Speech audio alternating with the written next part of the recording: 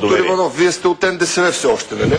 Да, аз бих искал да се включа в темата. Изненадате ли се от това, което излезе за вашия колега? Аз лично не съм изненадан от това, което излезе, тъй като моята информация също подсказваше, че той има преки интереси в областта на фармацевтичния бизнес и те много ясно проличаха на Комисията по здравеопазване, където разглеждахме закона за лекарствата в хуманната медицина. Това кога беше, преди колко време? Не, то не беше, то продължава и в момента продължава. Въпрос, кога разбрахте, че вашия... Още в самото начало, когато започнаха разглеждането на главите по закона, ми направи впечатление, че просто тенденциозно някои неща, които се разминават с общоприетите за обществото норми, се застъпваха прекалено силно. От кой? От Борислав Великов? Говорим за Борислав Великов. Да, Борислав Великов. След това бих искал да споделя, че в едно от най-важните глави, това е 9-та глава, която е за собственост на аптеките и вида на собственост как да бъде, значи прекалено ясно проличаха неговите интереси в тази насока. И другата основна глава, 11-та глава, това е за цени на дребно и цени на едро, където също се прояви изключителна инициативност. Тук бих искал да кажа, че... Аз възникнаха сериозни съмнения за лобизъм от негова страна. Не само съмнения, аз бих искал да разкрия нещо повече, че моето становище и становището на мои колеги от парламентарната група на НДСВ се различаваха категорично от неговото становище и на доцент Щерев. Бях поставен многократно пред ръководството, както политическото, така и на парламентарната група.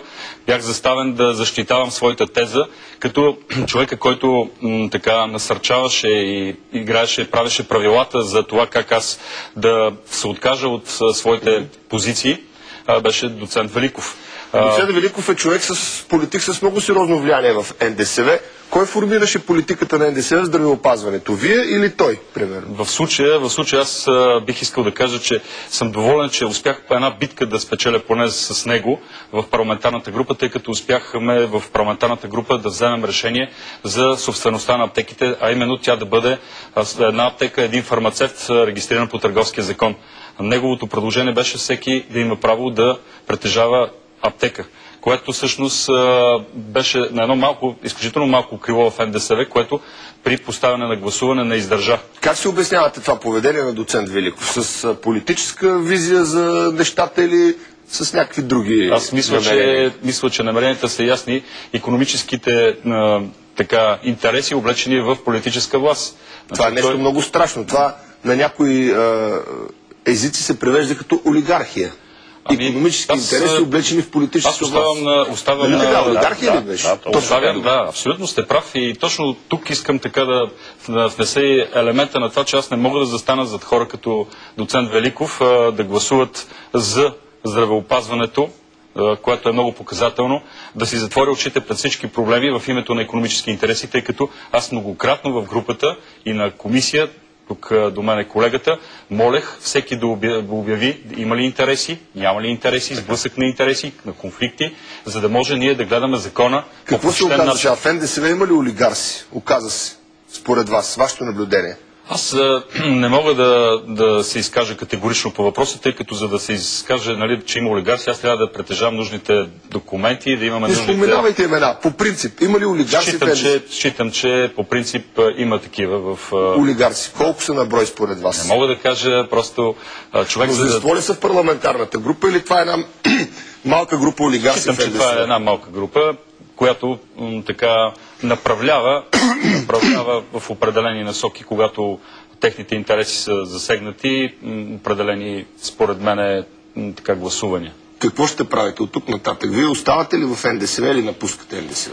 За да бъда коректен към моите колеги, към всички мои колеги извън парламента, имам предвид лекари, след днешното гласуване аз ще обявя по-нататъчната ми работа в 41-то събрание, какво точно ще направя, ще го обявя след гласуването. Ще вземете думата в парламента от... Не, аз нямам право по закон, нямам право, тъй като няма такава процедура, но след като мине гласуването, аз ще отида при колегите си, ще разговарям с тях и след това ще обявя моето намерение. Това, което се оказа сега с доцент Великов, ще повлияе ли още повече в посоката на решението, което сте взели? Аз искам да кажа, че решението, което аз съм взел, не е плод на емоционална реакция или на някакъв конкретна малка причина. Това решение в мене зрееше от последните месеци, включително и бях подложен на изключително силен натиск за закона за лекарствата. Налагаше се да пиша, да убеждавам групата, обяснения и така нататък. Това са ред от факти, които всъщност ме доведаха до това днес да гласувам в подкрепа за вота на правителството. Да падне тройната коалиция заради здравеопазването. Това ще бъде решението, което вие ще вземете. Да. Има олигарси в НДСВ, тя е малка група и водят НДСВ в нейните решения. Това каза сега доктор Лъчезар Иванов от Сдружение ГЕРБ, но член на парламентарната група на НДСВ. Това, че в България има олигархия, не е тайна за никой. Олигархията е малка част от обществото, която овладява икономическата и политическата власт. Тя има не представителства, а олигархията днес командва българските партии. И това е трагедията на България. Доцент Великов сред тези олигарси ли е? Този малък кръг олигарси ли е според вас? Аз считам, че той в така разговор, който водиме, той представлява един елемент от, според мен, машината, която управлява в страната. Която се нарича олигархия. Да. Не споменавате тази дума, сякаш се плашите от думата олигархия. Въобще не се плаши, господин Бареков. Само в Русия стават олигарсите. Не само в Русия. Олигарсите се разхождат спокойно. Не само в Русия. Дават интервюта. Това е голямата разлика между нас и това, което става в България. Ние се отказахме от социализма, искахме демокрация и капитализъм. Но не от латиноамерикански и от руски тип, а от западноевропейски и американски. Ето голяма част от населението... социализъм с човешко лице, после това беше по времето на Дупчик. Народният капитализъм, както го определяше... Времето на Дупчик в България, нали знаете, че беше 89-та година? Да, народният капитализъм, който Тачър проповядваше, германските християн-демократи, изискват 30, 40, 50% от населението да бъде средно съсловие. Днес в България олигархията няма и 5% от населението. Всички други хора са с проблеми, включително с невъзможност да бъдат здрави при тази ситуация, която БСП имат една много проста теза. Те казват така: ние нямаме прията национална стратегия в настоящия момент, все още е валидна стратегията, писана от Иван Костов. Проблемите са наследени. Иван Костов и СДС са виновни за това, че умират хора по улиците на България от липса на здравеопазване. Мога да взема отношение. Ясно е проста. Аз искам да направя една така доста важна забележка, тъй като стратегията, която е писана, се говори за стратегията на Иван Костов. Не трябва да забравяме, че има стратегия 2003 година с постановление на Министерски съвет номер 249.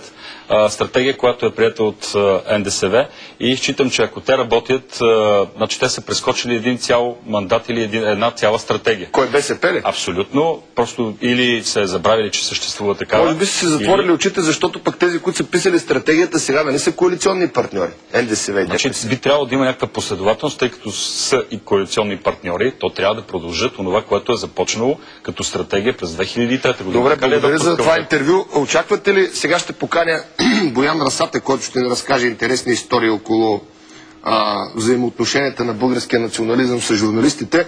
Очаквате ли днес някакви изненади на гласуването в парламента? Освен, че както стана ясно, доктор Иванов ще ви поднеси, след което ритуално вероятно ще напусне НДСВ. Днес ситуацията е ясна и ние постигнахме своята цел.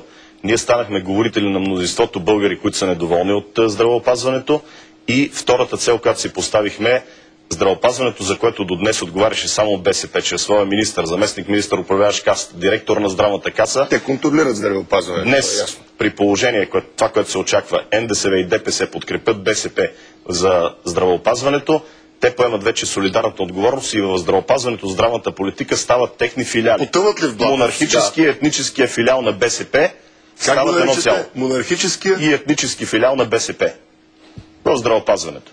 А олигархията къде е? В кой филиал е? Олигархията не е политиката.